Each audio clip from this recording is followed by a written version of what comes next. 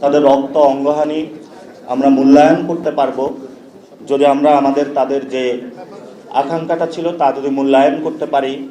একটি গণতান্ত্রিক শক্তিশালী বাংলাদেশ আইডিয়া ভিত্তিক যদি রাষ্ট্র আমরা বিনির্মাণ করতে পারি। আমি ছোট্ট কয়েকটি কথা বলবো। আমরা যে সংস্কার যে প্রক্রিয়াটা বাংলাদেশে বড় আকারে রব উঠেছে, সেই সংস্কার প্রক্রিয়া এবং নির্বাচনের যে প্রক্রিয়াটা রয়েছে এটার ভিত্তিমূল হলো তিনটা। এই তিনটি ভিত্তিমূলের বাহিরে যদি আমরা সংস্কার প্রক্রিয়া করি, এই তিনটি ভিত্তিমূলের বাহিরে যদি আমরা নির্বাচন করি, তাহলে যে গণতান্ত্রিক এবং সত্যিকার অর্থে আমরা বাংলাদেশ দেখতে চাই, সেই বাংলাদেশের স্বপ্নের জায়গাটা আমরা কখনো পাবো না। এই তিনটি জায়গাটা হলো বা ভিত্তিমূল হলো যেটা আমাদের স্বাধীনতার ঘোষণাপত্রে ছিল, এবং সেই ঘোষণাপত্রে যার জন্য হলো বীর বাঙালিরা ৭১ সালে পাকিস্তানের হানাদার বাহিনীর বিরুদ্ধে বাংলাদেশের প্রতিটি গ্রামাঞ্চল নগরাঞ্চল হলো লড়ে উঠেছিল, এবং আমরা একটি স্বাধীন শক্তিশালী রাষ্ট্র হিসাবে দক্ষিণ এশিয়াতে হিন্দুত্ববাদী ভারতের যে ন্যারেটিভ ছিল সেটার উপরে আজও দাঁড়িয়ে আছি। সে তিনটি ভিত্তিমূল হলো, একটি হলো সাম্য, আরেকটি হলো মানবিক মর্যাদা, আরেকটি হলো ন্যায় বিচার। এই তিনটি জিনিসকে বাইপাস করে যদি আমরা সংস্কার করি, নির্বাচন করি, তাহলে আমরা মনে করি ৭১-এর যে আমাদের স্বাধীনতার যে ঘোষণাপত্র ছিল সেই ঘোষণাপত্রের অবমাননার শামিল। এই তিনটি সাম্য, মানবিক মর্যাদা এবং ন্যায় বিচারকে বাইপাস করে যদি নির্বাচন করা হয়, সংস্কার করা হয়, তাহলে আমরা মনে করি আমাদের যে স্বাধীনতার ঘোষণাপত্র রয়েছে সেই ঘোষণাপত্রের সাথে গাদ্দারি। এই গাদ্দারি যে দলই করুক না কেন, যেই পক্ষ করুক না কেন, সেটার জন্য তরুণ যুব বাংলাদেশের তরুণ তরুণী আলেম সমাজ সর্বদাই অগ্রগামী সৈনিক হিসাবে পালন করেছিল তাদের যাত্রাটা, ভবিষ্যতেও থাকবে। আর তারই কিছু রিএনেক্টমেন্টের জায়গাটা আমরা ২৪-এর গণ অভ্যুত্থানে দেখেছিলাম। যদি সেই জায়গা থেকে কোনো রাজনৈতিক দল পক্ষ গোষ্ঠী আমাদেরকে আবার পরাভূত করতে চায়, তাহলে আমরা ৫ তারিখের রিএনেক্টমেন্টে ফিরে যাব, জুলাইয়ের রিএনেক্টমেন্টে ফিরে যাব। কারণ আমাদের এখনও ১৮ কোটি মানুষের জীবন আছে, যেই জীবনের বিনিময়ে হলো মর্যাদার প্রশ্নে আমরা কোনো দেশ, দল, পক্ষ গোষ্ঠীর সাথে কখনো আপোষ করব না। এবং এই মর্যাদার লড়াইয়ে বাংলাদেশ যতদিন জীবিত থাকবে, এদেশের মানুষ যতদিন থাকবে, ততদিন তারা লড়ে যাবে। আর এই তাদের মুখপাত্র হিসাবে আগামীর ভবিষ্যৎ বাংলাদেশে জাতীয় নাগরিক পার্টি হলো কাজ করে যাবে। আমরা যখন পার্টি গঠন করেছিলাম, আমরা একটি শব্দ খুব চিন্তা করে সিটিজেন আকারে হাজির করেছিলাম। আমরা বলেছিলাম এই গণ অভ্যুত্থান যারা অংশগ্রহণ করেছিল তারা ছিল নিতান্তই শ্রমিক, মজুর, আলেম, নারী, হিন্দু, যারা সমাজের মার্জিনালাইজড পিপল ছিল, যারা রাইজিং মিডল ক্লাস ছিল। তাদেরকে একীভূত করে একটি শক্তিশালী রাষ্ট্র কিভাবে গঠন করা যায়, সেই নাগরিক গঠনের প্রক্রিয়াতে আমরা এবার দেখেছিলাম ৯০ যেটা হয়েছিল রাজনৈতিক দলের নেতৃত্বে গণ অভ্যুত্থান হয়েছিল, কিন্তু এই ২৪-এর যে গণ অভ্যুত্থান এটা সাধারণ নাগরিকদের অংশগ্রহণে হয়েছিল। রাজনৈতিক দল অনেকেই অংশগ্রহণে ভয় পেয়েছিল, পিছপা হয়েছিল, এবং এই গণ অভ্যুত্থানের জনসাধারণের যে আস্থা এবং ভরসার জায়গায় সেটা ছাত্ররা জয় করে নিয়েছিল। ছাত্রদের সারিতে অংশগ্রহণ করেছিল এদেশের আলেম সমাজ, তরুণ সমাজ, নারীরা, যাদের স্ফুলিঙ্গ স্লোগানে শেখ হাসিনা স্বৈরাচার বাংলাদেশ থেকে পালিয়ে গিয়েছিল এবং বর্তমান তারা হিন্দুত্ববাদীর ছায়াতলে ভারতে আশ্রয় গ্রহণ করছে। আমরা অন্তর্বর্তী সরকারকে আবেদন জানাবো, যে কোনো মূল্যে হাসিনা এবং খুনি ফ্যাসিস্ট রিজিমের অংশ যারা বাংলাদেশে বিরাজমান করছে এবং বিদেশে তারা বিভিন্ন হিন্দুত্ববাদ এবং বিভিন্ন গোষ্ঠীর আশ্রয় প্রশ্রয়ে তারা দিনযাপন করছে, তাদেরকে ধরে আনে দ্রুত গতিতে বিচারের কাঠগড়ায় দাঁড় করাতে হবে। সেই ক্ষেত্রে আমরা ভারত সরকারকে অনুরোধ জানাবো, ফ্যাসিস্ট খুনি যারা আমাদের ভাইদেরকে হত্যা করেছে, ভারতীয় জনগণকে আহ্বান জানাবো, খুনিদের আপনারা জায়গা দিবেন না, খুনিদেরকে বাংলাদেশের হাতে তুলে দেন। কারণ বাংলাদেশের রক্তের দাগ আহত ফ্যামিলির কান্না, শহীদদের অঙ্গহানির কান্না এখনো চলমান এবং বিরাজমান রয়েছে।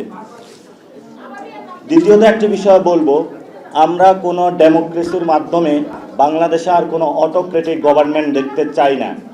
আমরা যদি সংস্কার প্রক্রিয়ার মধ্য দিয়ে না গিয়ে একটি নির্বাচনে যাই, যে সিস্টেমটা আমাদের চলমান রয়েছে, তাহলে আমরা মনে করি বাংলাদেশে নতুন একটি স্বৈরাচার আবির্ভূত হবে।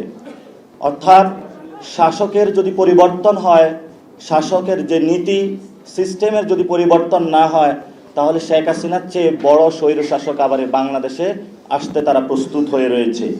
এই স্বৈরশাসকদেরকে ঠেকানোর জন্য আমরা রক্ত দিতে চাই না। আমাদের সামনে একটি সুযোগ এসেছে, সেই তাদেরকে প্রবল প্রতিরোধ সৃষ্টি করার জন্য বাংলাদেশে কোনো স্বৈরাচারের, সেটা হলো আমাদের একটি ম্যান্ডেট, সেটা হলো সংস্কার। এই সংস্কারের কার্যক্রম যদি আমরা শেষ করতে না পারি, তাহলে আবার বাংলাদেশের উপরে যে স্বৈরাচারের কবল আসবে, সেখানে আরও অনেক মানুষের অঙ্গহানি হবে, অনেক মানুষের রক্তপাত হবে। কিন্তু সাথে সাথে শেখ হাসিনার দলের যে পরিণত হয়েছিল, তার চেয়ে ভয়াবহ পরিণতি তাদের ভোগ করতে হবে। আমরা ইতিমধ্যে লক্ষ্য করেছিলাম, রাষ্ট্রীয় যে প্রতিষ্ঠানগুলো রয়েছে আপনারা দেখতে পাচ্ছেন, এনবিআর, সচিবালয়, বন্দর থেকে শুরু করে বাংলাদেশের গুরুত্বপূর্ণ স্থাপনাগুলো, যেগুলো তো গত 53 বৎসরে বিভিন্ন দলীয়করণ অফিস বানানো হয়েছিল, সেগুলো তো এখন তাদের দলীয় এজেন্ডা বাস্তবায়নে বিভিন্ন দল লোকবল তারা আন্দোলন চালিয়ে যাচ্ছে। এটা জুলাই গণ অভ্যুত্থানের যে মানুষগুলো নেমে এসেছিল, সংস্কার কার্যক্রমকে ম্যান্ডেট দিয়েছিল, সেই মানুষগুলোর জনগণের সাধারণের বিরোধিতায় গিয়ে তারা বাংলাদেশের বিভিন্ন রাষ্ট্রের টাকায় যে প্রতিষ্ঠানগুলো আছে সেগুলোকে তাদের দলীয় হাউসে পরিণত করেছে। আমরা তাদেরকে আহ্বান জানাবো, বাংলাদেশের জনগণের কাতারে নেমে আসুন, বাংলাদেশের জনগণের পক্ষে কথা বলুন। বাংলাদেশের জনগণের বিরুদ্ধ জায়গায় আপনারা যদি অবস্থান করুন, তাহলে জনগণ আবার জেগে উঠবে। আরেকটি বিষয় হলো, প্রজাতন্ত্রের যারা কর্মচারী রয়েছেন তাদেরকে জনগণের নিয়ন্ত্রক বা জনগণের উপরে অটোক্রেটিক হয়ে ওঠা যাবে না। তাদেরকে জনগণের কল্যাণে কাজ করতে হবে, এবং জনগণের কল্যাণে যদি তারা কাজ করে, জনগণ তাদেরকে ভালোবাসা, সে রেসপেক্টের জায়গায় ভবিষ্যতে রাখবে। লাস্ট যে কথাটি বলে শেষ করব, গত 15 বছরে আমাদের বিভিন্ন যে ফোর্সেসগুলো রয়েছে, আর্মি, বিজিবি, পুলিশ, অনেক বাহিনী দ্বারা হিউম্যান রাইটস ভায়োলেশন হয়েছিল। আমরা ইন্টারিম গভর্নমেন্টকে আহ্বান জানাবো, জাতীয় নাগরিক পার্টির পক্ষ থেকে আর্মি, পুলিশ, বিজিবি, র্যাব যারা গণহত্যা অংশগ্রহণ করেছিল, বাহিনীর বিভিন্ন ব্যক্তিবর্গ, তাদেরকে আপনাদের যদি সেই বিচারালয় থাকে, আপনাদের যদি কোড অফ কন্ডাক্ট থাকে নিজস্ব বাহিনী, সেখানে বিচারের আপনারা মুখোমুখি করেন। আর যদি আপনারা না করতে পারেন, আপনারা তাদেরকে সিভিল কোর্টে সোপর্দ করুন। আর যদি সিভিল কোর্টও আপনারা সোপর্দ না করতে পারেন, তাহলে জনতার আদালতে ভবিষ্যতে তাদের বাংলাদেশে বিচার হবে। আমরা তাদেরকে আহ্বান জানাবো, আমরা ইতিমধ্যে দেখেছি আমাদের বাংলাদেশের সেনাবাহিনী পলিটিক্সের মধ্যে নতুন করে একটি বয়ান জন্ম দিয়েছে। উনি বলেছেন ডিসেম্বরে নির্বাচন হতে হবে। বাংলাদেশি সেনাবাহিনীর এই কথা বলার এখতিয়ার নাই। সেনাবাহিনী ক্যান্টনমেন্টেই থাকুক, তাদের যে বিভিন্ন ফোর্সের নিয়মিত কার্যক্রম আমরা দেখতে পাচ্ছি, বিএসএফ বাংলাদেশে পুশিং করছে, আমরা দেখতে পাচ্ছি বিভিন্ন দেশের অপারেটিভগুলো অ্যাক্টিভ রয়েছে, সেগুলো তারা নিয়ন্ত্রণ না করে বাংলাদেশের জনসাধারণকে তারা আয়নাঘরে রেখেছিল, গুম করেছিল, খুন করেছিল। সেগুলো বিচার প্রক্রিয়ায় না গিয়ে যখন আমরা একটি সংস্কার প্রক্রিয়ার মধ্য দিয়ে একটি নতুন বাংলাদেশ বিনির্মাণের পথযাত্রা শুরু করেছিলাম, সেটা বাধাগ্রস্ত সৃষ্টি করার জন্য বিভিন্ন বক্তব্য দিয়ে যাচ্ছে। সেজন্য আমরা তাদেরকে আহ্বান জানাবো যে মিলিটারিকে পলিটিক্স থেকে সেপারেশন করতে হবে, এবং বাংলাদেশের যে আর্মড ফোর্সেস রয়েছে সেখানে তাদের একটি সংস্কার প্রক্রিয়ার মধ্যে দিয়ে যেতে হবে। গত 15 বছরে আমরা দেখেছি ক্যান্টনমেন্টের রোডগুলো অনেক প্রশস্ত চওড়া হয়েছে, উঁচু উঁচু দালান উঠেছে, বড় বড় বিল্ডিং উঠেছে, কিন্তু তাদের কাছে কোনো আমরা অস্ত্র দেখি নাই। তাদের প্যাডগুলো অনেক ভারী হয়েছে বসে বসে, তাদের আমরা মার্চ করতে দেখি নাই, বিভিন্ন মহড়াগুলো দেখি নাই।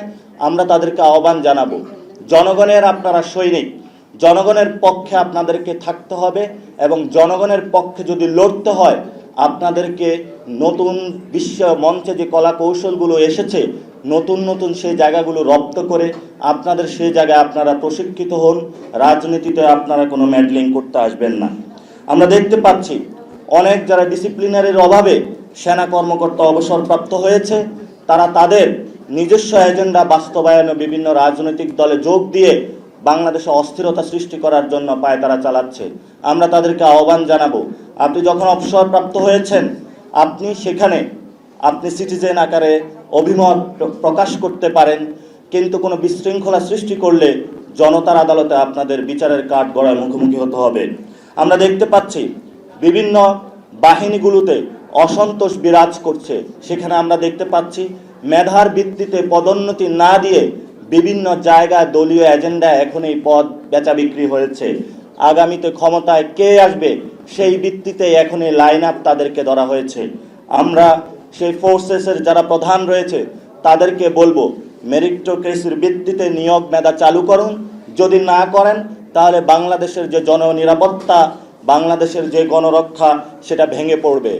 আমরা জাতীয় নাগরিক পার্টির পক্ষ থেকে দেশবাসীকে আহ্বান জানাবো, আমাদের গণপ্রতিরক্ষা অনেক দুর্বল হয়ে পড়েছে।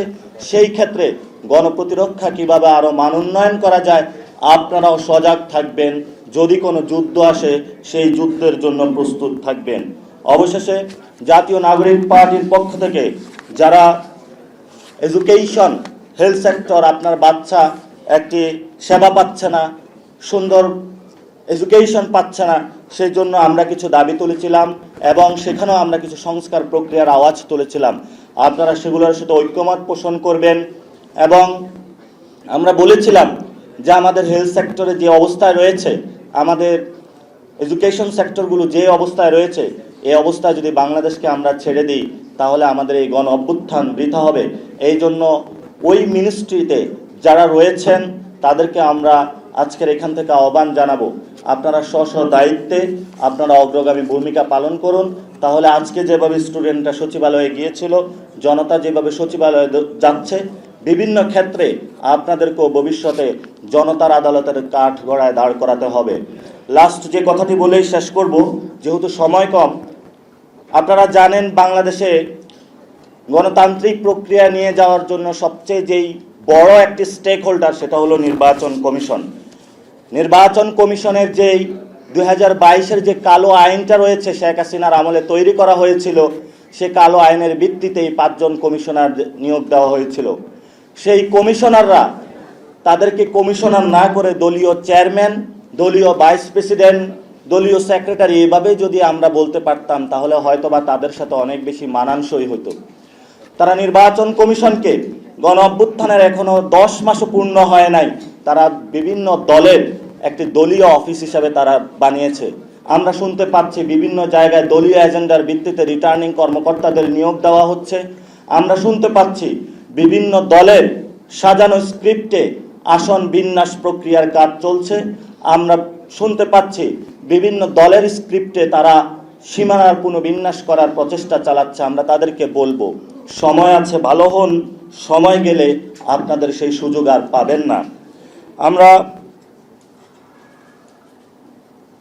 আমরা দেখতে পাচ্ছি যেমনিভাবে বাংলাদেশের এই গণ অভ্যুত্থানের পরে অনেকে পরিবর্তনের আকাঙ্ক্ষায় নিজেদেরকে অংশগ্রহণের সুযোগ সৃষ্টি করেছেন, অনেকে অপেক্ষায় আছেন।